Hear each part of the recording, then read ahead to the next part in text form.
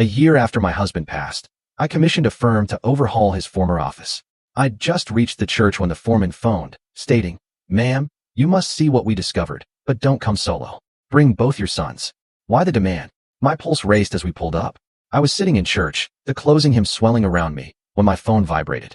That one phone call, that single vibration against my palm, didn't just interrupt my Sunday. It shattered everything I thought I knew about my husband, my family, and the terrifying secrets that had been buried for 40 years. What would you do if the man you loved turned out to be a complete stranger? I probably should have silenced my phone before the service started. Even at 63, these little modern courts sometimes slip my mind. But the vibration, it was insistent, urgent. I glanced down. Morgan Renovation. My stomach clenched. Morgan Holbrook, our contractor, never called unless something was seriously wrong. As quietly as I could, joints protesting after an hour of sitting, I slipped from the pew. The late September air outside St. Andrews felt sharp against my face as I pressed the phone to my ear. "Mrs. Golding, I'm sorry to interrupt your Sunday," Morgan began, his voice tight, an edge I'd never heard before. "But we found something in your husband's office. Something you need to see immediately." "What kind of something?" I asked, pulling my cardigan tighter around me. There was a beat of silence. When he spoke again, his words were measured, almost too careful. "I can't explain it over the phone, ma'am, but I need you to bring your sons with you. Both of them. Don't come alone."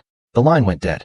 I stood there on the church steps, clutching my phone as the bells began to toll. Don't come alone.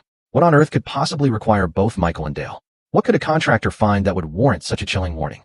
My hands trembled as I dialed Michael's number. He answered on the third ring, his voice thick with that lazy, Sunday morning contentment.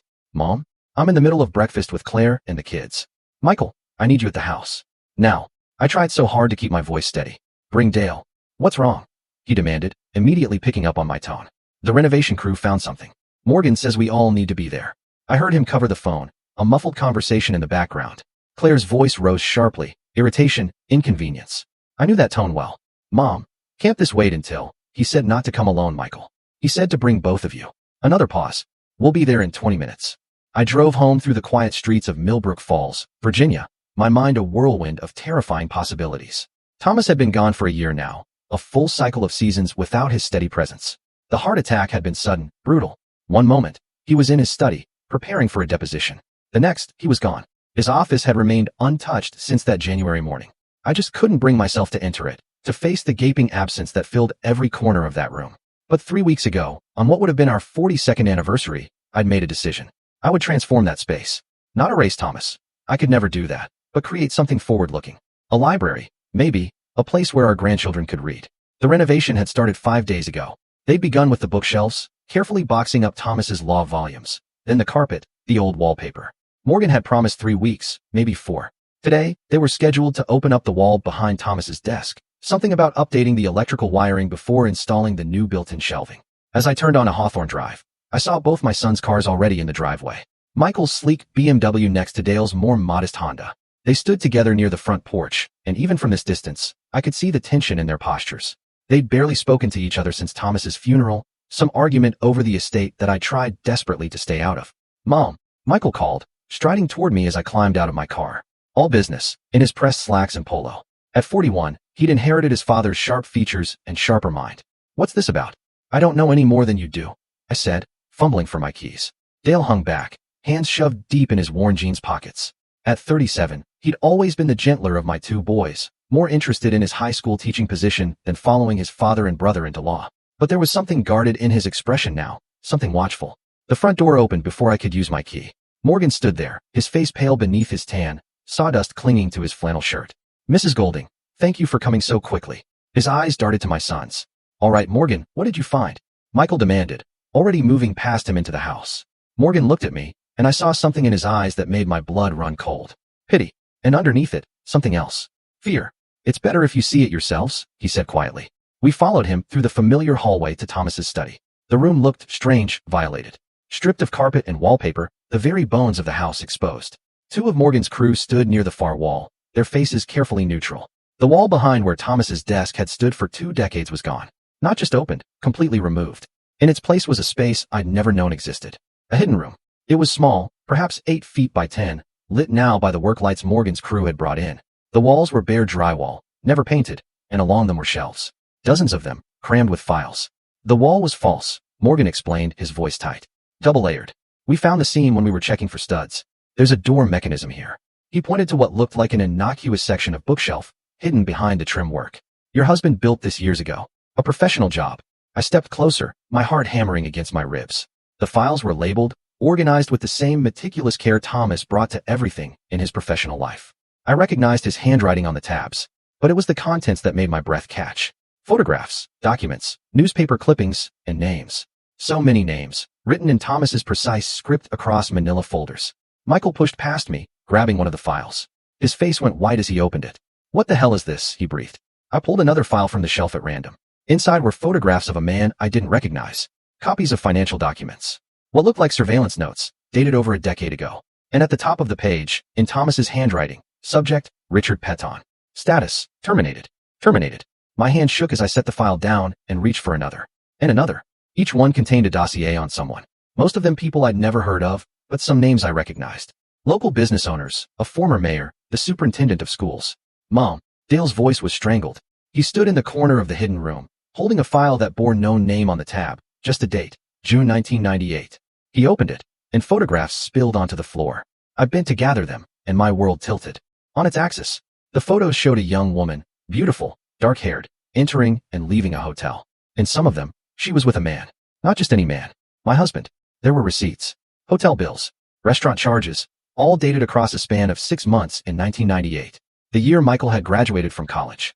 The year we'd celebrated our 25th wedding anniversary with a party at the country club. The year Thomas had told me he was traveling constantly for a case in Richmond. There's more, Morgan said quietly. He pointed to the back of the room. Michael was already across the room, examining a safe. It's a digital lock. For digits. Mom, do you know Dad's codes? I couldn't speak. Couldn't think. The photographs felt like lead weights in my hands. Who was this woman? Why had Thomas kept these records hidden for over 2 decades? And more terrifyingly, what else had my husband been hiding? Try the anniversary, Dale suggested, his voice hollow. Michael punched in numbers. The safe beeped and clicked open. Inside was a single leather-bound journal and a stack of VHS tapes, each labeled with dates spanning back 30 years. But it was what sat on top that made Michael step backward, his face ash. A handgun. And beneath it, a passport with Thomas's photo, but a different name. Mom, Michael said slowly, turning to face me. What kind of law was Dad really practicing? I looked around the hidden room, at the files covering the walls, at the evidence of a life I'd never known my husband had lived. Thomas Golding, the man who'd kissed me goodbye every morning, who'd sat across from me at dinner every night for 4 decades, who'd held my hand through 2 pregnancies and 1,000 ordinary days. He had been a stranger. A stranger with secrets that someone had wanted to keep buried. Because, as Morgan had led us through the house, I'd noticed something. Small things that might have meant nothing individually, but together, they formed a chilling pattern. The scratches around the front door lock that hadn't been there last week. The faint smell of cigarette smoke in the hallway, though no one in my family smoked. The way the alarm code had failed to work when I'd arrived 3 days ago, I'd assumed it was a glitch. But now, standing in this hidden room, filled with evidence of Thomas's secret life, I understood. Someone else knew about this room. Someone who'd been searching for something. And they might be searching still. We need to call the police, Dale said. But Michael shook his head, his lawyer's mind already working. And tell them what? That Dad had a hidden room? That's not illegal. The gun probably is. Virginia requires registration, but that's not exactly. Michael. I cut him off, my voice firmer than I felt. Look at these files. Really look at them. What do you see? He pulled another folder from the shelf at random, opened it. His eyes scanned the contents, and I watched comprehension dawn on his face. These are blackmail files, he whispered. I nodded slowly. And if your father was keeping them, if he'd hidden them this carefully for this long, there's a reason. What reason? Dale demanded. What could possibly justify? The sound of footsteps on the porch stopped him mid-sentence. We all froze. A knock at the door, sharp, authoritative. Morgan moved to the window, peered out, and went even paler. There's a sheriff's cruiser in your drive. Did we? Michael started. Another knock, more insistent. A voice called through the door. Mrs. Golding? This is Deputy Marshal Garrett. I need to speak with you about your husband's estate. Deputy Marshal. Not local police. Federal. I looked at my sons, saw my own fear reflected in their faces. Whatever Thomas had been involved in, whatever secrets he'd kept hidden behind that false wall, they had just found us. And I had no idea what we'd done to put ourselves in danger, or how to protect my family from what was coming. The marshal knocked again, waiting. Time seemed to freeze in that hidden room, surrounded by evidence of a life I'd never known, holding photographs of my husband with another woman, while a federal officer stood at my door, asking questions I had no answers for. I took a deep breath and started toward the hallway. Behind me, Michael grabbed my arm. Mom, wait. We need to think about this. But I'd already made my decision. Whatever Thomas had done, whatever he'd been hiding, I would face it. I'd spent a year grieving a man I thought I knew. Now it was time to discover who he'd really been.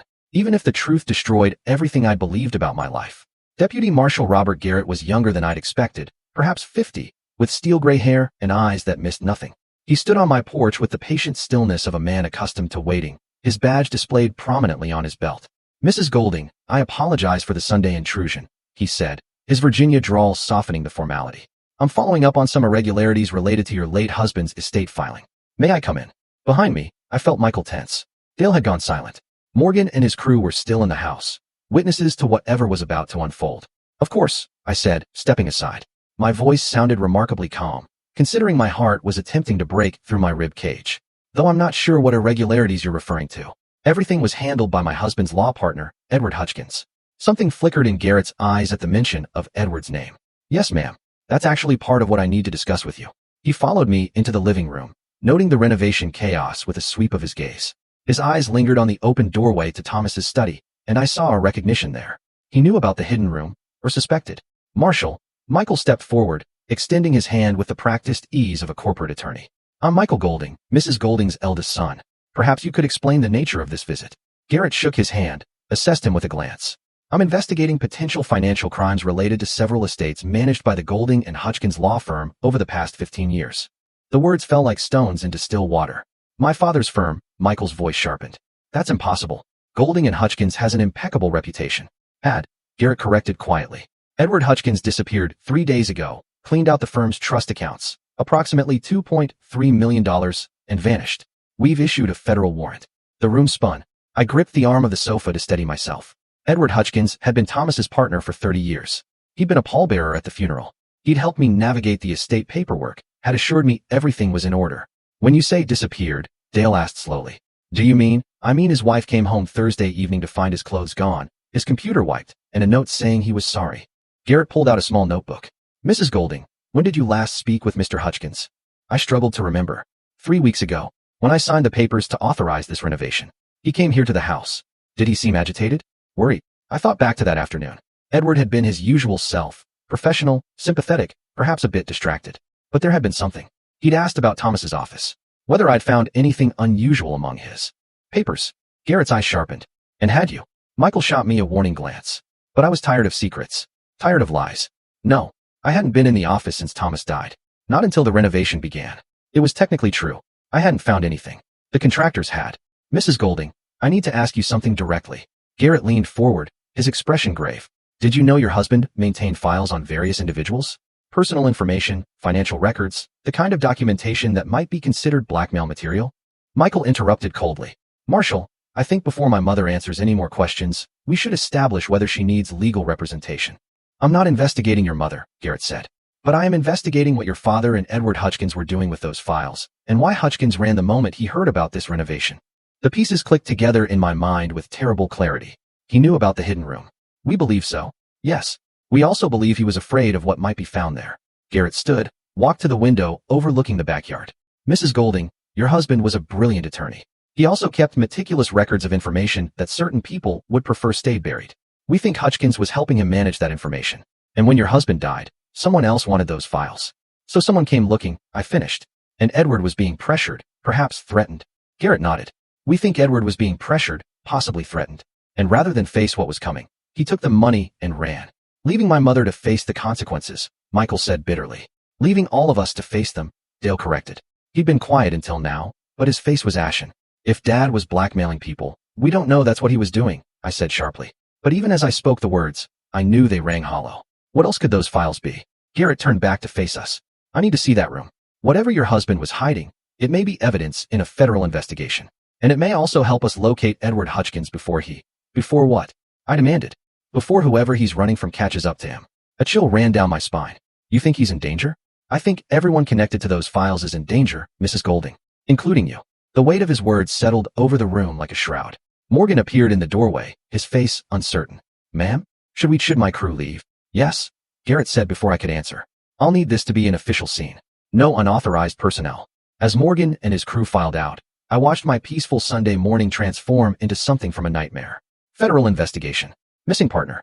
Hidden files. Danger.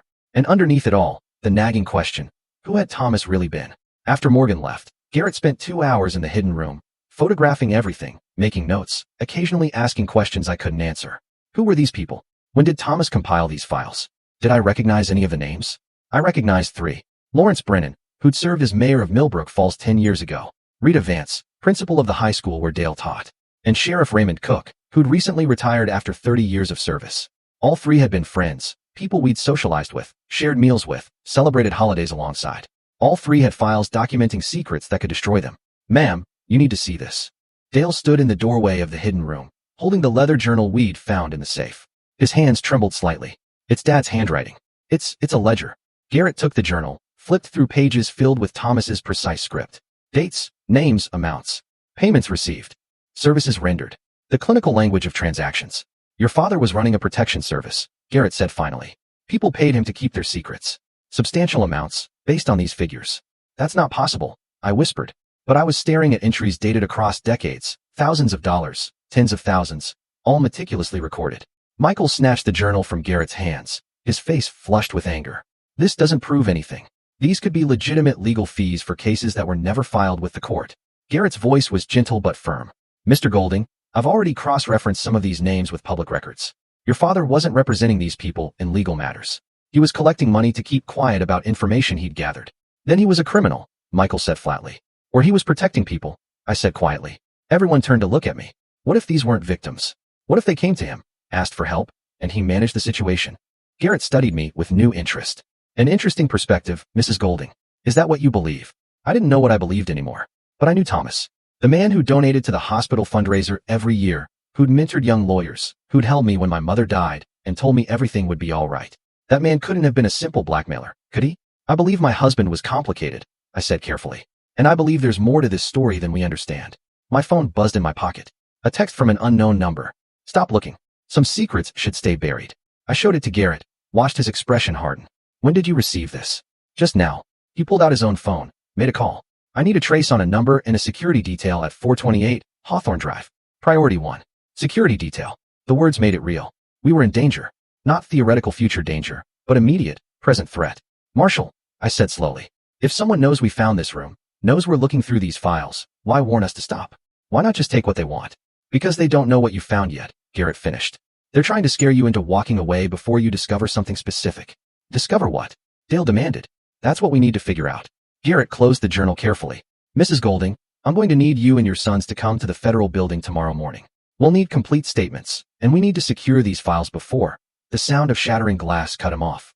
We all froze as a brick crashed through the living room window, wrapped in paper. Garrett had his weapon drawn before the brick stopped rolling. Everyone down, away from the windows. Michael pushed me behind the sofa. Dale crouched beside us. Through the broken window, I heard an engine roar to life, tires squealing as a vehicle fled down Hawthorne Drive. Garrett spoke rapidly into his radio, calling for backup, issuing descriptions I couldn't process through the ringing in my ears. When he was satisfied the threat had passed, he retrieved the brick with gloved hands, unwrapped the paper carefully. What does it say? I asked. His face was grim. It's a list of names. 23 of them. He looked at me, including your sons and you. The paper fluttered in his hand as he held it up. At the bottom, scrawled in red marker. Everyone who knows pays the price. We're taking you into protective custody, Garrett said. All 3 of you. Right now. Wait. I stood, ignoring Michael's protests. I need something from the hidden room first. Mrs. Golding, 1 minute please. Garrett hesitated, then nodded. Make it fast. I walked into Thomas's gutted office, into that secret room that had upended everything I thought I knew. The files lined the walls, so many lives documented, so many secrets preserved. But I wasn't looking at the files. I was looking at the VHS tapes. The dates on them spanned decades. But one caught my eye, September 15th, 1987. The day we'd moved into this house. The day Thomas had insisted on setting up his office first, before even unpacking the kitchen. The day he'd worked late into the night, alone, building this room. I grabbed 3 tapes. That one, and 2 others dated around significant events in our marriage. Events where Thomas had been distant, preoccupied, secretive. Mom, we need to go. Michael called from the hallway. I slipped the tapes into my cardigan pockets and returned to find my sons being ushered toward the door by federal agents who'd arrived with remarkable speed. As I stepped out into the cool September afternoon, I looked back at my house, the home where I'd raised my children, where I'd built a life with a man I thought I knew. Someone had threatened my family. Someone wanted these secrets to stay buried badly enough to hurl a brick through my window. But they'd made a mistake. They'd assumed I would run, would hide, would let federal agents take over while I trembled in fear. They didn't know that I'd spent 40 years married to a man who kept secrets. I'd learned a few things about patience. about observation, about waiting for the right moment to act. And I learned that the most dangerous person in any room is the one everyone underestimates. The 63-year-old widow, the grieving wife, the confused, helpless woman who needed protection. Let them think that. Let them believe I was fragile, overwhelmed, out of my depth. While they watched the shield, they wouldn't see the sword. I climbed into the back of the federal vehicle, the VHS tapes heavy in my pockets, and began to plan. The federal safe house was a nondescript ranch in Fairfax County, 40 minutes from Millbrook Falls. Beige siding, brown shutters, a lawn that needed mowing. The kind of place you drive past without a second glance. Perfect camouflage for people who needed to disappear. You'll stay here until we assess the threat level, Garrett explained as he ushered us inside.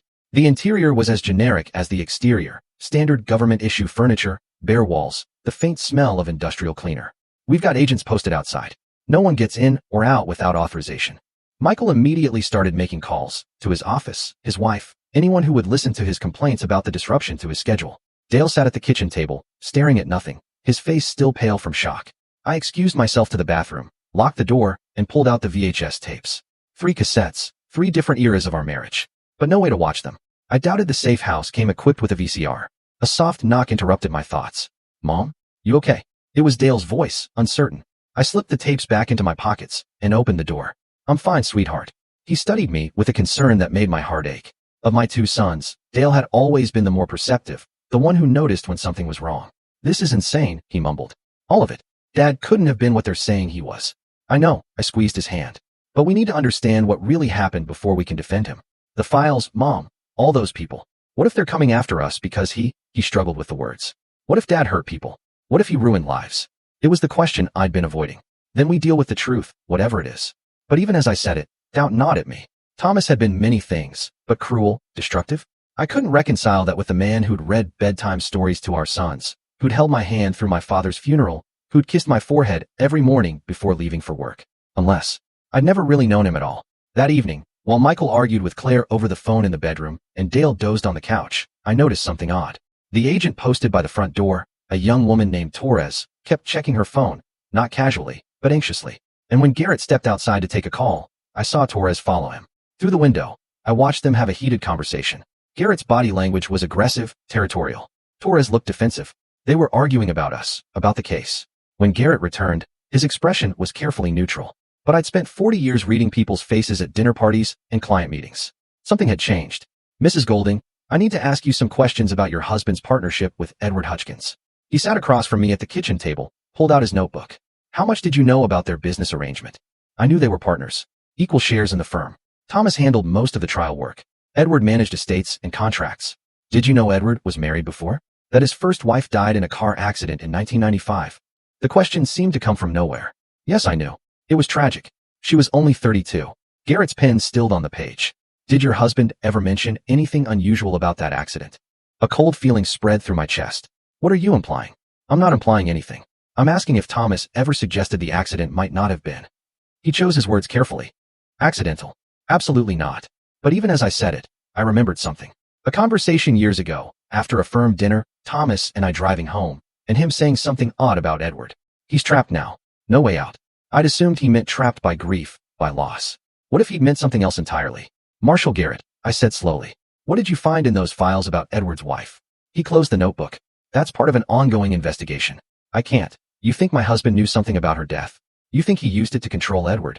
The pieces were assembling themselves in my mind with terrible clarity. All these years, Edward wasn't just Thomas's partner.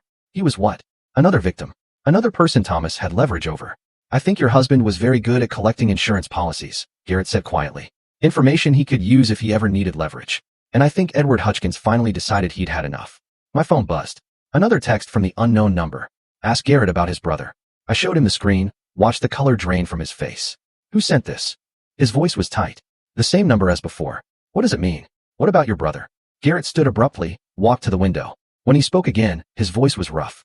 My brother committed suicide 8 years ago. He was a banker in Richmond. Got caught up in some kind of financial scandal. Lost everything. He turned to face me. Your husband's firm handled the investigation. The implications hung in the air between us. You think, Thomas. I think my brother's name was in one of those files, Garrett said. And I think whatever information your husband had drove James to put a gun in his mouth. The room tilted. This wasn't just about investigating Thomas's crimes. This was personal. Garrett had a stake in whatever we uncovered. Does your supervisor know? I asked carefully. Know what? That I requested this assignment? That I've been waiting 8 years to find out what your husband knew about my brother's death? His laugh was bitter. I'm the best person for this case, Mrs. Golding, because I understand exactly what kind of man Thomas Golding was. Then you're compromised. Michael stood in the hallway, his face hard. You can't investigate objectively. You need to remove yourself. I need to find Edward Hutchins before he disappears with evidence that could answer 8 years of questions, Garrett shot back. And I need to figure out who else wants those files badly enough to threaten your family. So unless you want to file a formal complaint and wait for a new team to get up to speed, which could take weeks, I suggest we continue working together. Michael looked at me. I saw the calculation in his eyes. The lawyer's assessment of risk versus reward. We continue, I said quietly. But Marshal Garrett, you need to be honest with us. All of us. No more secrets. He nodded slowly. Fair enough. Then here's the truth. We found something else in the files. A list of dates and locations. Meeting spots, we think, where your husband collected payments. The last entry is dated 3 weeks before he died. The location is the old Riverside Mill, out past Route 29. That's abandoned, Dale said. Has been for years. Exactly. Private. No witnesses. Garrett pulled out his phone, showed us a photograph. We sent a team there this afternoon. Found this in the main building. The image showed a room set up like an office, desk, filing cabinet, laptop, but everything was destroyed. Paper scattered, drawers ripped out, the laptop smashed. Someone got there first, I breathed. 2 days ago, by the look of it. Right around the time Edward Hutchins disappeared. Garrett swiped to another photo. We also found this. A message spray painted on the wall and read. The doctor knows. What doctor? Michael demanded. That's what we need to find out. Garrett's phone rang. He stepped away to answer it, his voice dropping to a murmur. I pulled out my own phone, opened the text message again. Asked Garrett about his brother. Someone wanted me to know the marshal was compromised. Someone wanted to create distrust, division. But why? Unless they needed us fighting among ourselves instead of looking too closely at the evidence. I stood, walked to the kitchen window. The safe house backed onto a wooded area, dark now as evening settled in. Movement caught my eye. A figure, just at the tree-line. Too far to make out details, but standing there, watching. Marshal, I called quietly. We have company. Garrett was at my side in seconds, weapon drawn. He radioed Torres. Perimeter breach. Northeast corner. Move in, but don't engage until the lights went out. Complete darkness. Michael swore. Dale called for me. Garrett was shouting orders into his radio, and then I heard it. The soft click of the back door opening. Someone was inside. Everyone down. Garrett's voice cut through the chaos. Federal agents. Identify yourself. Silence. Then footsteps. Deliberate and hurried. Crossing the kitchen tile. A flashlight beam cut through the darkness, blinding. And when my eyes adjusted, I saw a figure standing in the doorway, wearing one of the marshal's jackets and holding Torres's access badge, as if he belonged there. A man in his 60s, well-dressed, familiar. It took me a moment to place him because he was so utterly out of context. Dr. Richard Brennan, our family physician for 20 years. Hello, Constance, he said calmly, as if he'd just arrived for Sunday dinner. I think it's time we talked about what your husband really knew. Garrett's gun was trained on him. Don't move. Hands where I can see them. Dr. Brennan raised his hands slowly, but his expression remained placid. Marshal Garrett, I wondered when we'd meet. Your brother spoke of you often before the end. Garrett's hand trembled. You knew James? I was his doctor. Treated his depression after the scandal. Prescribed the pills he used to. Brennan's smile was terrible. Well, you know the rest. Thomas documented all of it. Every prescription, every session, every moment of your brother's decline. He kept excellent records. You son of a... Garrett lunged forward, but Michael grabbed him, held him back. Easy, Marshal, Brennan said. I'm not here to hurt anyone. I'm here because Constance needs to understand something important. He looked directly at me. Your husband didn't start collecting secrets because he was greedy or cruel. He started because he was protecting someone. And when he died, that protection ended. Protecting who? I demanded. Brennan's expression softened with something like pity. From the truth about your past.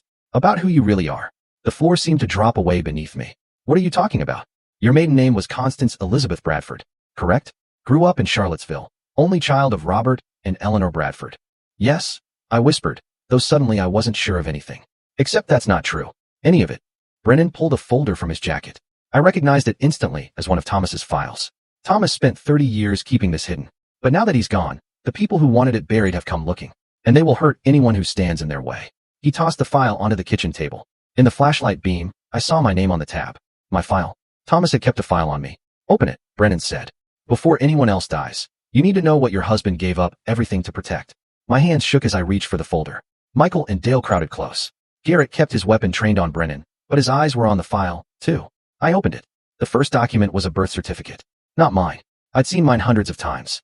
This one listed a different name. Margot Hines, born June 3, 1962. In Pittsburgh, Pennsylvania. My birth date, but not my name. I don't understand, I breathed. Keep reading, Brennan said softly. Newspaper clippings dated 1968. A house fire in Pittsburgh. 2 deaths, Robert and Diane Keller. 1 survivor, their 6-year-old daughter, Margot. Photographs of a little girl with dark hair and solemn eyes. She looked familiar in a way that made my skin crawl. She looked like me. No, I said. It's a mistake. My parents were Robert and Eleanor Bradford. I grew up in Charlottesville. You remember what you were told to remember, Brennan interrupted. What the Bradfords raised you to believe. They adopted you after the fire, Constance. Changed your name, your history, your entire identity. And they did it because someone very powerful wanted you to disappear. Who? Dale demanded. Why would anyone? Because of what your mother witnessed the night of that fire. Brennan's voice was grim. Because she saw who said it. Because at 6 years old, Constance, or Margot, was the only witness to a double murder. The room spun. I gripped the table edge, fought to breathe. This couldn't be real. Couldn't be true. But the photographs, the birth certificate, the dates that lined up perfectly with my life. Reimagined as someone else's story. Thomas found out, I whispered. Somehow he discovered who I really was. When you were engaged, Brennan confirmed. He was doing background research for the wedding. Announcement. Found a discrepancy in your adoption records. Started digging. And what he found? He shook his head. The people who killed your birth parents, who wanted you silenced, they were connected. Powerful. Thomas realized that if anyone discovered you were still alive, still a potential witness, they'd come after her. Michael finished, his voice hollow. So he built a protection racket, Garrett said slowly. Collected secrets. Created leverage. Made himself untouchable, all to keep people from looking too closely at his wife's past. For 40 years, Brennan confirmed. He blackmailed, manipulated, and destroyed lives, all to keep Constance safe. And it worked. Until Edward Hutchins realized what the files really were. Until he understood that with Thomas gone, there was no one to maintain the balance. No one to keep the predators at bay. That's why he ran. I breathed. He knew they'd come looking. And they have. Brennan's expression turned urgent. Constance, the person who set that fire, who killed your parents. They're still alive, still powerful. And they know you found the files. They know you're looking for answers. Who is it? I demanded. Tell me who I'm afraid of. I can't. Thomas never told me the name. It was his final insurance policy. But it's someone in this town. Someone you know. Someone who's been watching you for 40 years. Waiting to see if you'd ever remember. The lights flickered back on. Torres stumbled through the back door, blood streaming from a cut on her forehead. Breach. Someone hit me. More agents poured in, weapons drawn. In the confusion, I saw Brennan move toward the door. Wait. I grabbed his arm. The files. Do they say who? Thomas hid the final answer somewhere only you would find it, Brennan said urgently. He told me once, if anything happened to him, that you'd figure it out, that you were smarter than anyone gave you credit for. Then he was gone, melting into the chaos as agents secured the safe house. I stood there, holding a file that proved my entire life was a lie, that the parents I'd mourned, the childhood I remembered, the person I thought I was, none of it was real. I was Margot Hines, witness to a murder, target of a killer who'd waited 4 decades to finish the job. And somewhere in the evidence Thomas had spent a lifetime collecting, hidden in the secrets he'd protected so fiercely, was the answer to who wanted me dead. I just had to find it before they found me. They moved us to a new safe house, agents stationed on our floor and in the lobby. Garrett had been replaced by a senior marshal named Patricia Cordova, a stern woman in her 50s, who made it clear she didn't appreciate the complications we'd brought to her jurisdiction. Dr. Brennan's disappearance is now part of the investigation. She informed us over coffee in her makeshift command center, a hotel suite converted into an operations hub. We've issued a warrant, but he seems to have vanished as thoroughly as Edward Hutchins. They're working together, I said. It was the only explanation that made sense. Cordova's expression suggested she'd reached the same conclusion. What we need to understand is why. What's their endgame? I'd spent the sleepless night piecing together fragments of memory, testing them against this new reality. Margot Hines. The name felt foreign on my tongue, like trying on someone else's clothes. But there were moments, flashes of things I'd always attributed to childhood dreams, that suddenly took on new meaning. A house with blue shutters. The smell of smoke. A woman's scream. Running through darkness while someone called a name that wasn't Constance. Margot? They'd been calling for Margot. Mom, you need to rest. Dale sat beside me on the hotel room couch, his face creased with worry. You haven't slept. I can't. I showed him the file again, the birth certificate that proved I was someone else. Dale, if this is true, if I witnessed a murder, I might remember something. Something that could identify who did it. Or you might be traumatized all over again, he said gently. Let the professionals handle this. But the professionals had let Dr. Brennan walk into a federal safe house and walk back out. They'd lost Edward Hutchins and $2.3 million. They were searching for answers in Thomas's files while the real answer was locked somewhere in my fractured memory. Michael paced by the window, phone pressed to his ear. He'd been on calls all morning. Claire, his office, the family attorney. When he finally hung up, his expression was grim. We have a problem. A big one. Cordova looked up from her laptop. What kind of problem? Claire's father is Lawrence Brennan, the former mayor, the one who has a file in Dad's collection. Michael's jaw tightened.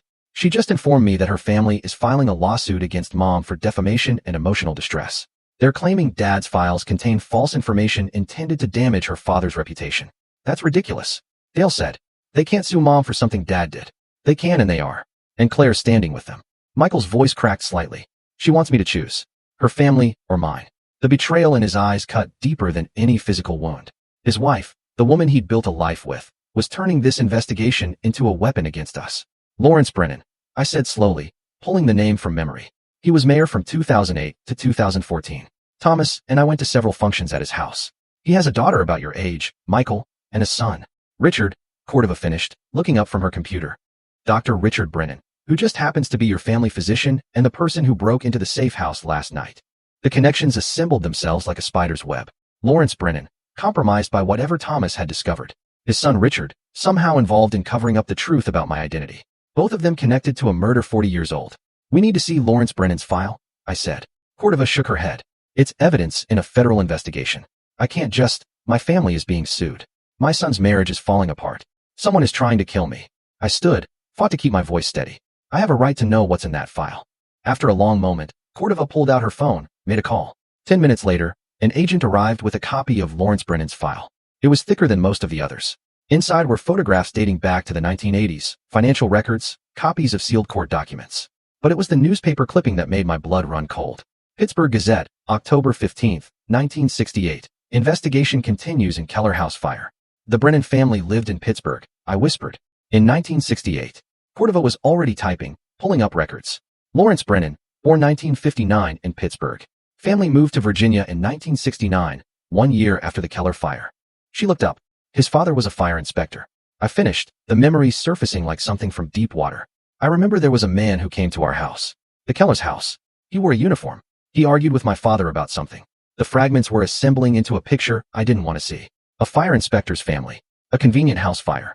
A 6-year-old witness who disappeared into the foster system, renamed, relocated, her entire identity erased. Brennan's father was dirty, Cordova said, reading from her screen. Thomas's file. Documents payoffs, evidence tampering. A pattern of declaring arson cases as accidental when paid enough. He died in 1995, but his son inherited his secrets. And when Lawrence ran for mayor, Thomas had everything he needed to control him. I said, why would your husband protect the man whose father helped cover up your parents' murder?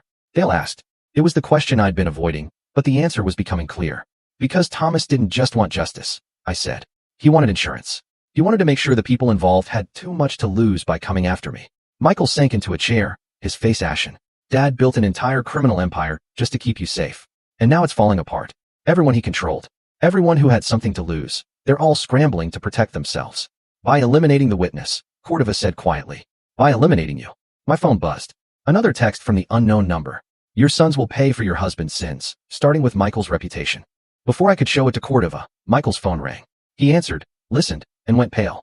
That was my senior partner. Someone leaked confidential client information to the press. Information that was on my laptop.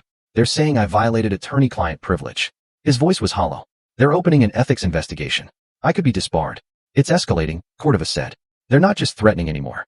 They're actively destroying your family's credibility, your resources, your ability to fight back. Dale's phone buzzed next. He read the message and I watched the color drain from his face. The school board, they're putting me on administrative leave. Pending an investigation into. He stopped, showed me the screen. Allegations of inappropriate conduct with students. That's insane. I said, Dale, you're the most ethical teacher. Doesn't matter, his hand shook. Once an accusation like this is made, it follows you forever, even if it's proven false. They were taking my sons down systematically, destroying their careers, their reputations, their lives. And they were doing it because I dared to look for the truth. We need to go public. Michael said suddenly. Release the files, all of them. If everyone's secrets are exposed, then everyone has motive to silence you permanently, Cordova interrupted. No, we need to identify who's orchestrating this and build a case that will stand up in court. While my family is destroyed, Michael's voice rose. While my marriage falls apart and my brother loses his career, while we keep you alive, Cordova shot back. That's the priority. But I was thinking about something Dr. Brennan had said. Thomas hid the final answer somewhere only you would find it. The VHS tapes. They were still in my overnight bag, confiscated as evidence, but logged and stored. I stood, interrupting the argument. Marshal Cordova, I need access to evidence. 3 VHS tapes from my husband's safe. She frowned. Why? Because my husband documented everything. If there's an answer, it might be on those tapes. 20 minutes later, we were in a federal building conference room with a VCR that looked like it belonged in a museum. Cordova, 2 other agents, my sons, and I gathered around as I inserted the first tape, the one dated September 15th, 1987, the day we'd moved into our house. The screen flickered to life. Thomas appeared, younger, his hair not yet gray. He sat in what I recognized as his office, before the false wall, before the hidden room. Constance, his recorded voice said, if you're watching this, then I'm gone. And you found the room, which means the protection I built has failed. My throat tightened. Dale gripped my hand. I want you to know that everything I did for you. When I discovered who you really were, what you'd witnessed. Thomas paused, collected himself. I had a choice. Tell you the truth, and watch you live in fear. Or keep the secret, and make sure no one could ever hurt you. He chose the lie, Michael whispered. I chose you. Thomas's recorded voice continued, as if answering. And I'd make the same choice again. But if you're watching this, the situation has changed.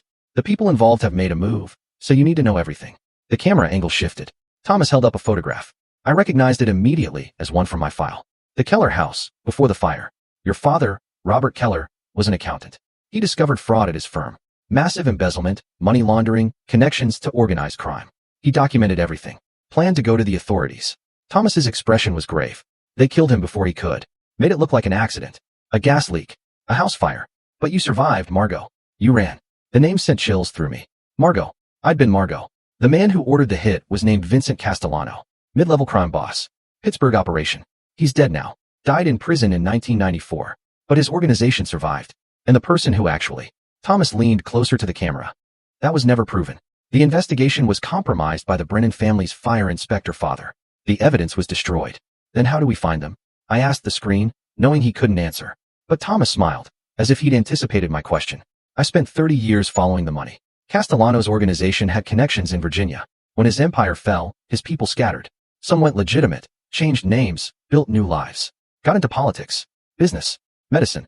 I thought of Dr. Richard Brennan, of his father, Lawrence. I documented everyone with connections to the original crime. Thomas continued. Everyone who might have been involved. It's all in the files. But the person who actually killed your parents, who tried to kill you, I never found definitive proof until 3 weeks ago. 3 weeks before he died. I received a call, anonymous. Someone who claimed to know what happened that night. They wanted to meet, to make a deal. They said they had evidence, and they were willing to trade it for immunity from the leverage I had over them. It was a trap, Cordova said quietly. I went to the meeting, Thomas said on screen, at the old Riverside Mill. And I recorded everything. If you're watching this tape, Constance, you need to find the others. They're hidden in places that mean something to us. Places only you would think to look. The screen went black. We sat in silence. Finally, Dale spoke. Dad was trying to make a deal with his own blackmail victim. Someone he had leverage over. Someone who knew about the Keller murders. Someone who killed him for it, Michael added. I thought about the recording, the meeting at Riverside Mill, the destroyed office we'd found there. Thomas made a recording of that meeting, I said. It would be evidence of who killed my parents. Maybe even evidence of who the killer is. And who the killer hasn't found yet, Michael finished. My phone buzzed. The unknown number again. Found the mill. Found the office. Looking for the house next. Hope your son survived the search. The threat was clear. They were going to my house, where Morgan's renovation crew had torn open walls, exposed the hidden room, disturbed evidence. Where they might find whatever Thomas had hidden there. We need to get back to Millbrook Falls, I said, standing. Now. Absolutely not. Cordova said. It's too dangerous. We'll send a team. They won't know what to look for. Thomas said he hid things in places that meant something to us, to our marriage, our life together.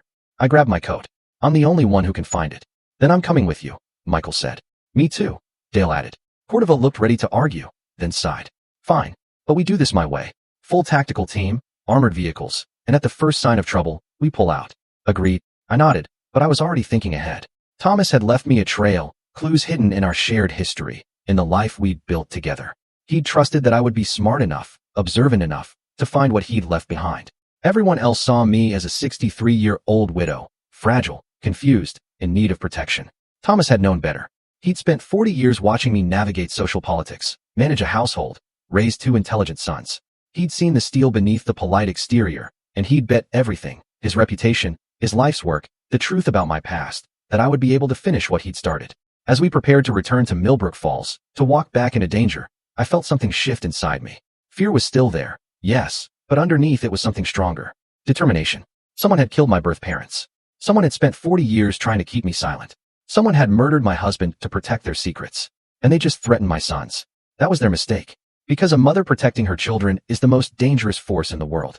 They were about to learn that lesson the hard way. We arrived at my house just after sunset. A convoy of federal vehicles rolling up Hawthorne Drive like an invading army. The neighbors' curtains twitched.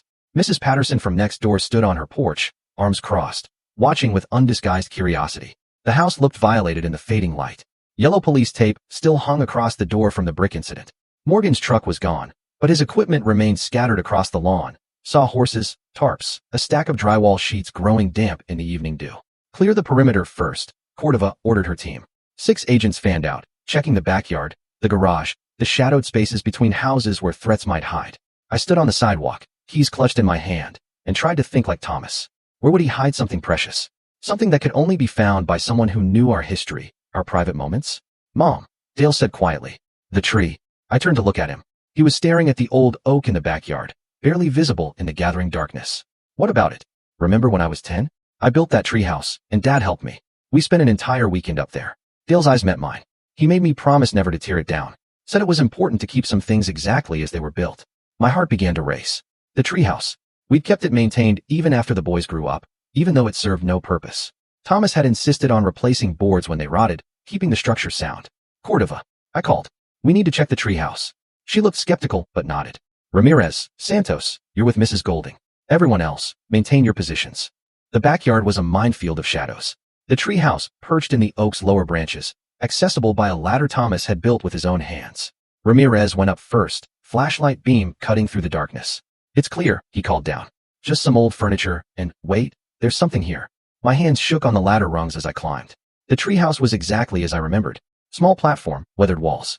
The initials DW and MW carved into the support beam. But Ramirez was pointing to the corner where a loose board had been pried up. Beneath it was a metal box. I lifted it out with trembling hands. The lock was simple, designed to keep out curious children, not determined adults. I broke it open with a rock. Inside was another VHS tape, labeled with a date 3 weeks before Thomas died. And underneath it, a file folder marked Final Evidence. We need to watch this, I said. Now, back in the house, with agents posted at every entrance, we gathered again around the ancient VCR. Michael and Dale flanked me on the couch. Cordova stood behind us, her hand never far from her weapon. I inserted the tape. The image was grainy, shot from a fixed camera position. The setting was the Riverside Mill office.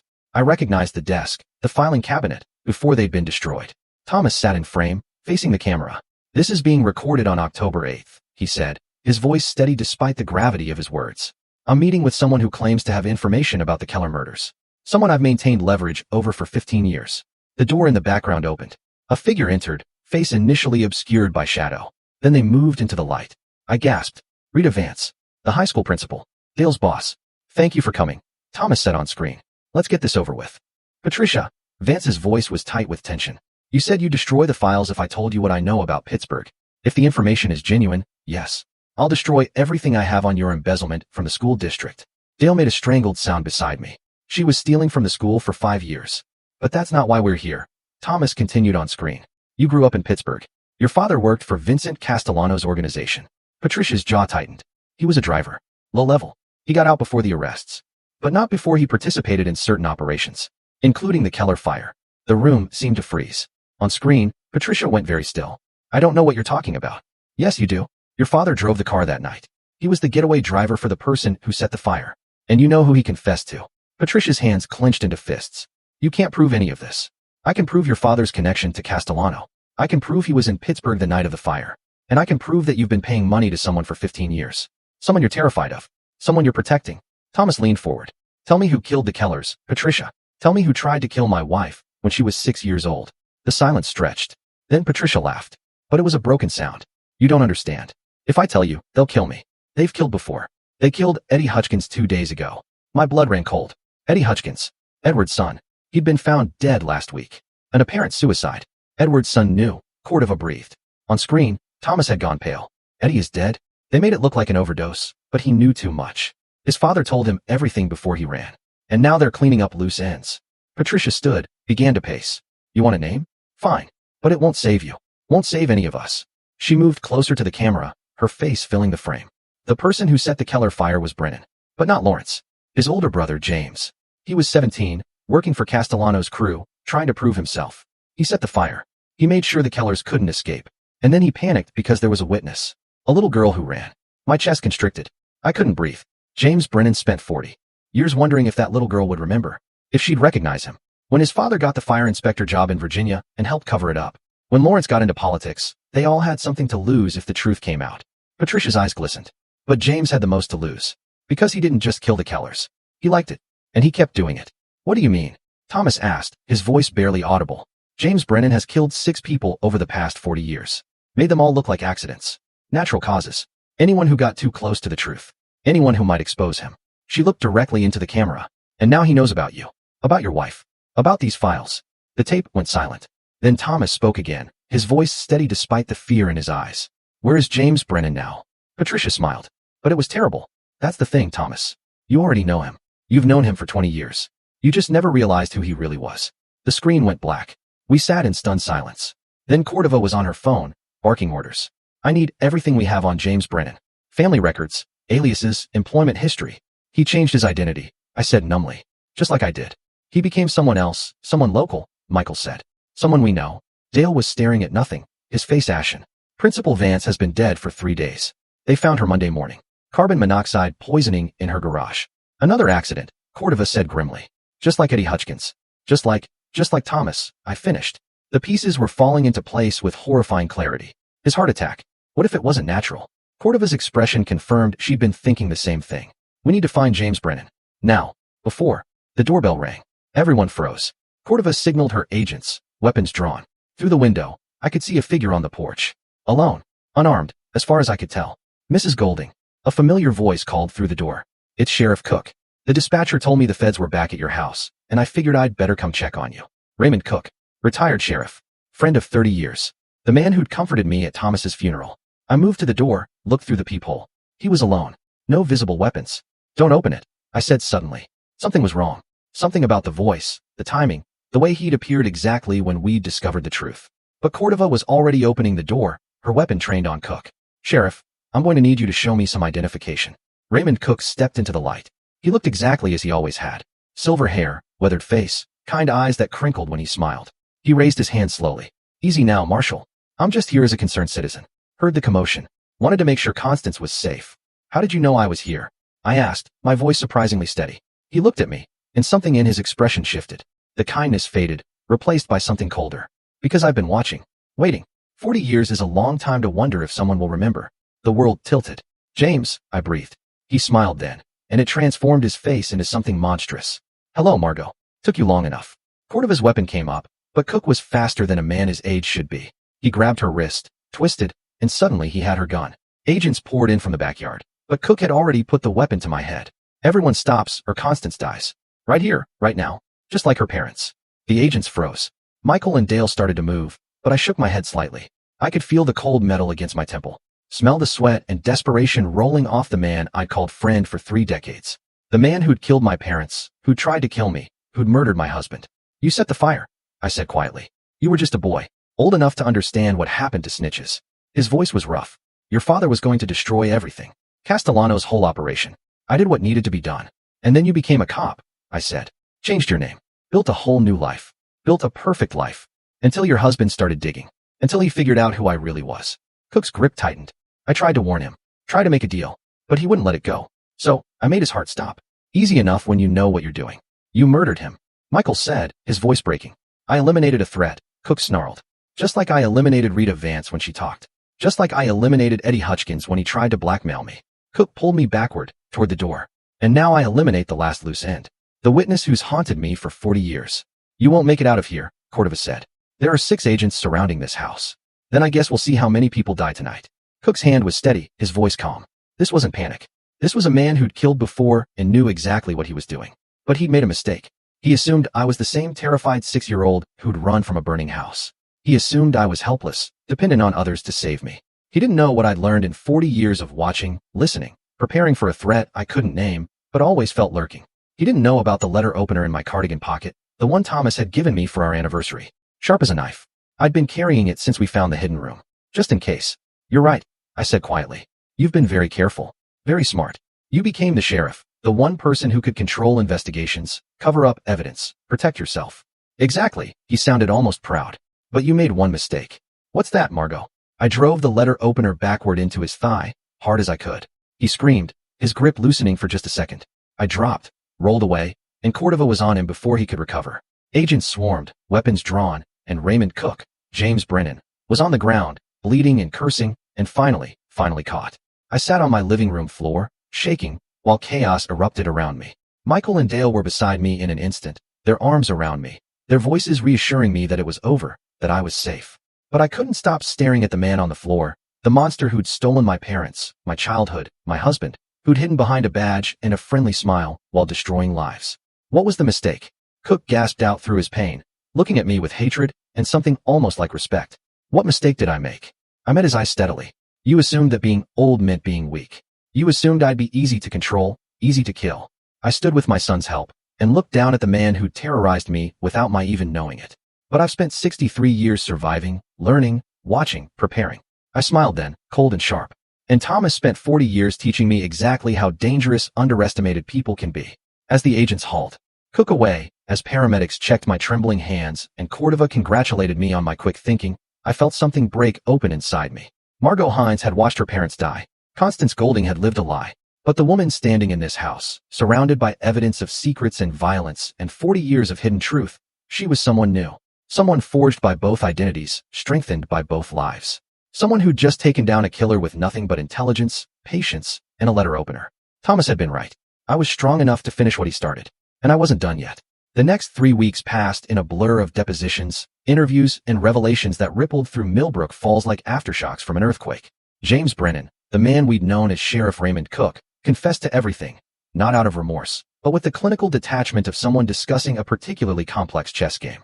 5 murders over 40 years, each one carefully staged to look natural. My parents, Thomas, Rita Vance, Eddie Hutchkins, and a man named Gregory Walsh in 1998, who'd been investigating cold cases and gotten too close to the truth about the Keller fire. He'd lived among us for 3 decades, attended church services, coached Little League, served as sheriff with distinction. His corrupt father having buried his juvenile records so completely that no background check ever connected him to the boy who'd set that fire. The media descended on our small town like locusts. Headlines screamed about the killer sheriff, the widow's secret past. The truth was strange enough that I couldn't entirely blame them. I sat in my kitchen on a Tuesday morning in late October, exactly 1 month after the renovation crew had found the hidden room, and watched the sunrise paint the oak tree gold. The treehouse was still there, but I decided to take it down. Some memories didn't need to be preserved. Mom. Dale appeared in the doorway, 2 cups of coffee in hand. He'd been staying with me since the arrest, unwilling to leave me alone despite my protests. How are you feeling? Like myself, I said, for the first time in a long time. It was true. The woman I'd been, Constance Golding, devoted wife, doting mother, pillar of the community, had been real, but incomplete. Now, knowing the truth about Margot Hines, about the trauma buried beneath 40 years of carefully constructed identity, I felt more whole than I had in decades. Broken and mended. Scarred, but stronger for it. Dale sat across from me, and I saw the question in his eyes, the one he'd been afraid to ask. Do you remember it now? The fire. I did. The memories had returned in fragments over the past weeks. Pieces of that night reassembling themselves like a puzzle. I remembered my mother singing while she made dinner. My father at the kitchen table with papers spread out, worried about something. Then the smell of smoke, the heat, my mother screaming for me to run. And Brennan. I remember a young man's face in the window, watching the house burn, smiling. I wrapped my hands around my coffee cup. I was too young to understand what I was seeing, but some part of me never forgot. That's why I never felt entirely safe, even in my own home. Why I always checked the locks twice, kept a weapon close, watched strangers too carefully. You knew, Dale said softly. On some level, you always knew. Perhaps. Or perhaps Thomas's 40 years of vigilance had taught me to be cautious. Either way, it had kept me alive. My phone buzzed. A text from Michael, heading over. We need to talk. He arrived 20 minutes later, with Claire. That surprised me. They'd been separated since the lawsuit, living apart while lawyers negotiated the terms of what everyone assumed would be a divorce.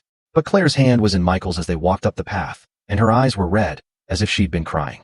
Mrs. Golding, she said, her voice breaking. I owe you an apology. A massive one.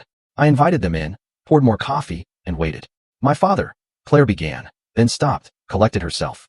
When the files came out, when everything went public, I learned things. Things about him, about my family, that I never knew. Lawrence Brennan's file had been released as evidence. The public now knew about the payoffs, the corruption, the cover-up of the Keller fire investigation. He'd resigned from every board he sat on, retreated into his mansion, and refused to speak to the press. He used his position to help hide a murderer, Claire continued. And when you and Michael were threatened, when your family was being destroyed, I stood with him. I chose protecting his reputation over protecting the people I should have cared about most. You didn't know, I said gently. I should have trusted you. Should have trusted Michael. She looked at my son with raw emotion. Instead, I let my family manipulate me, use me as a weapon against you. Michael's jaw was tight, but he squeezed her hand. We're working through it with a therapist. It's going to take time, but we want to try. Claire added, if you'll forgive me, if you'll let me try to make this right. I thought about it. About grudges and anger and the poison they created. About how Thomas had spent 40 years fighting threats, collecting leverage, living in a constant state of war. That path had cost him his life and nearly cost me mine. You're forgiven, I said. Both of you. But Claire, you need to understand something. I met her eyes steadily. Your father made choices. He has to live with the consequences. You can love him and still hold him accountable. You can be his daughter without being his defender. She nodded, tears spilling over. I'm trying to learn that. After they left, closer than they'd been in months, hands linked as they walked to the car, Dale turned to me. That was generous. After what her family did. Holding on to anger would only hurt me. I said. Claire made a mistake. She's young. She deserves the chance to grow from it. What I didn't say was that I'd already exacted a different kind of justice. Lawrence Brennan's political career was over. His reputation destroyed. His son Richard had fled the country. Last I heard, he was in Costa Rica, beyond extradition for his role in helping James conceal his identity. The Brennan family empire had crumbled, and I hadn't had to lift a finger. The truth had done all the work. That afternoon, Marshal Cordova called. Thought you'd want to know. We found Edward Hutchins. My heart jumped. Where? Mexico. Living under an assumed name. He's agreed to return and testify in exchange for a plea deal. She paused. He wants to speak with you, Mrs. Golding. Says he owes you an explanation. The meeting was arranged for the following week, in a federal facility, with Cordova present. Edward looked 10 years older than the last time I'd seen him. Gaunt. Haunted. His expensive suit replaced with prison orange. Constance, he said when they brought him in. I'm so sorry for all of it. I studied the man who'd been Thomas's partner for 30 years, who'd sat at our dinner table, celebrated holidays with us, held my hand at the funeral while knowing he was about to run. Tell me why, I said simply. He sank into the chair across from me. Thomas and I started the files together. Back in the beginning, it was about protecting clients. We'd find information that could be used against them in custody disputes, business negotiations. We'd document it, prepare defenses. When did it change? Gradually. We'd discover something damaging, and the person would offer to pay us to keep it quiet. At first, we refused, but then, he rubbed his face. Thomas told me about your past, about the danger you were in, and suddenly, all that potential leverage became a tool, a way to protect you, by blackmailing people, by making sure powerful people had too much to lose if anything happened to you. If James Brennan made a move, if anyone connected to the original crime tried to silence you, Thomas had insurance. Mutually assured destruction. It was twisted logic, but I understood it. Thomas had built an empire of secrets to protect one secret, mine. Why did you run? I asked. Edward's hands trembled. When Thomas died, I thought it was a natural heart attack. Tragic, but expected given his stress levels. But then Eddie, my son, started asking questions. He'd always been curious about the firm, about Dad's work. He found some of the files. Started piecing things together. His voice broke. James Brennan figured out that Eddie knew. He killed my boy, Constance. Made it look like an overdose. And I knew. I knew if I stayed, if I tried to fight, I'd be next. So, I took the money and I ran, leaving me to face the consequences. He looked away. I thought they'd leave you alone. You were the grieving widow. You didn't know anything. I thought I was the threat, not you. You were wrong. I was a coward. He met my eyes finally. Thomas spent 40 years being brave enough to protect you. I couldn't even manage 40 days. I'm sorry, Constance. For everything. I stood to leave, then paused. Edward, my husband, built a criminal enterprise. He blackmailed innocent people, destroyed reputations, broke laws. He did it to protect me. But that doesn't make it right. I know. But he also kept me alive, kept our son safe, made sure that a 6-year-old girl who witnessed a murder got to grow up, have a family, build a life. I look back at him. I can be grateful for that, and still acknowledge the damage. Both things can be true. What are you going to do, he asked. With the files?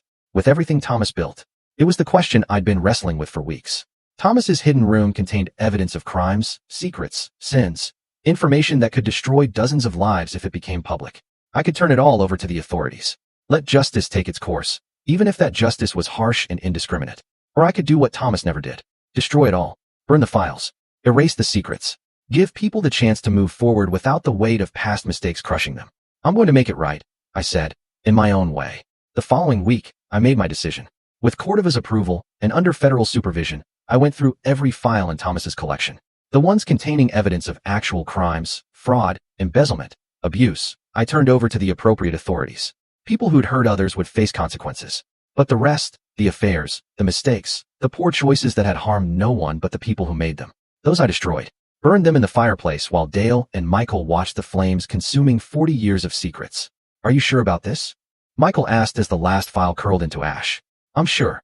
I watched the fire, thought about Thomas sitting in his hidden room year after year, cataloging human weakness like a scientist studying specimens. Your father thought he was protecting me by controlling everyone around us. But real protection isn't control. It's trust. It's believing that people can change, grow, make better choices. Even the ones who hurt you?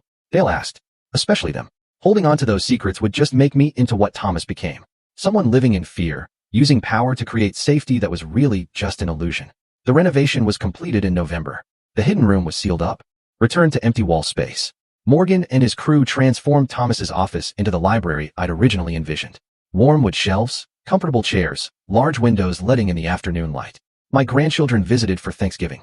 Michael and Claire's two daughters, 7 and 9, explored the new space with delight. They didn't know what that room had been, what secrets it had held. They just saw a library, a place to read and dream and grow. Grandma, the youngest asked, why do you keep looking at that wall? I smiled, pulled her into my lap. Just remembering. Sometimes the things we hide end up being the things we most need to find. She wrinkled her nose. That doesn't make sense. No, I agreed. I suppose it doesn't. But as I sat there, surrounded by family in the house where I'd lived for 37 years, I understood something Thomas never had. You couldn't protect people by controlling them. You couldn't keep them safe by collecting weapons to use against potential threats. Real safety came from truth. From facing the darkness and not letting it consume you. From building something new from the ashes of what had been destroyed. I was 63 years old.